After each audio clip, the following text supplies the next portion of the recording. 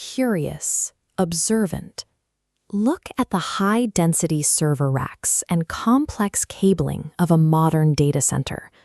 Corporations spend millions outfitting rooms exactly like this, with enterprise-grade firewalls, layers of encryption, and strict multi-factor authentication. Breaching a fortified network from the outside is incredibly difficult. It requires elite coding teams, expensive zero-day exploits, and months of coordinated effort to find a single digital crack. But all of that digital armor can be completely bypassed by a $5 piece of plastic left in the company parking lot. In 2016, University of Illinois researchers tested this vulnerability. They scattered 300 flash drives across campus. Nearly 50% were picked up and plugged in. 68% of those users said they were driven by pure altruism, simply wanting to return a lost item.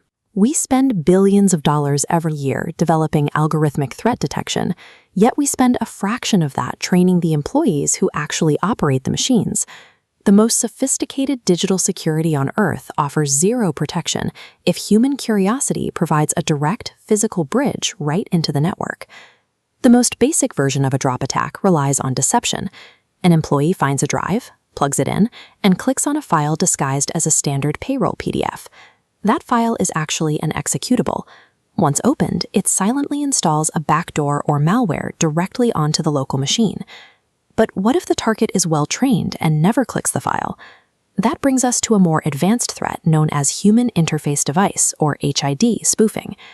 Computer operating systems have a foundational rule. They blindly trust input from keyboards. An attacker disguises a malicious USB to look like a keyboard.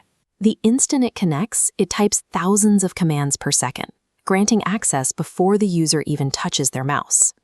Devices known as USB killers store a massive electrical charge and release 220 volts back into the port, instantly frying the motherboard. These advanced attacks do not hack the software. They weaponize the machine's own hardware rules against itself. This physical vulnerability is the only way to breach the highest tier of cybersecurity, an air-gapped system. This is a high-security network that is physically and permanently disconnected from the internet. You cannot hack an air gap remotely. You have to trick a human employee with clearance into physically carrying the malicious code across the room. This has happened at the highest levels of government. In 2008, a breached drive infected U.S. military networks in the Middle East.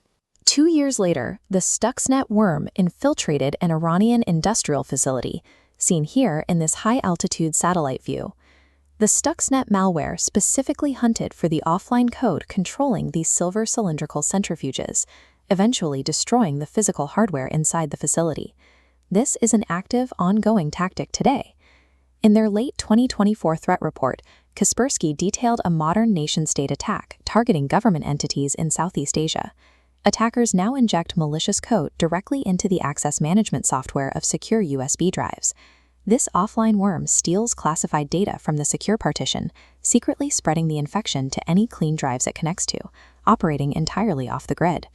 As digital walls are built higher and thicker, sophisticated attackers simply pivot to exploiting the physical space where those walls do not exist.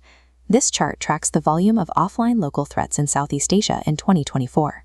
It shows a sharp 15% year-over-year spike, culminating in 50 million blocked on-device attacks. Hackers are actively reverting to these older, physical delivery methods to quietly evade modern digital tracking tools. Defending against this requires strict technical controls. IT departments have to disable USB auto-run protocols across their networks and permanently block any untrusted ports. Endpoint detection tools are also critical. They act as a last line of defense, designed to catch malicious commands in the milliseconds after new hardware connects. But technical patches alone will always be insufficient. There is no software update that can patch human curiosity or the innate human instinct to help someone find a lost item. A flash drive lying on the ground is never truly lost. It is exactly where the attacker intended it to be.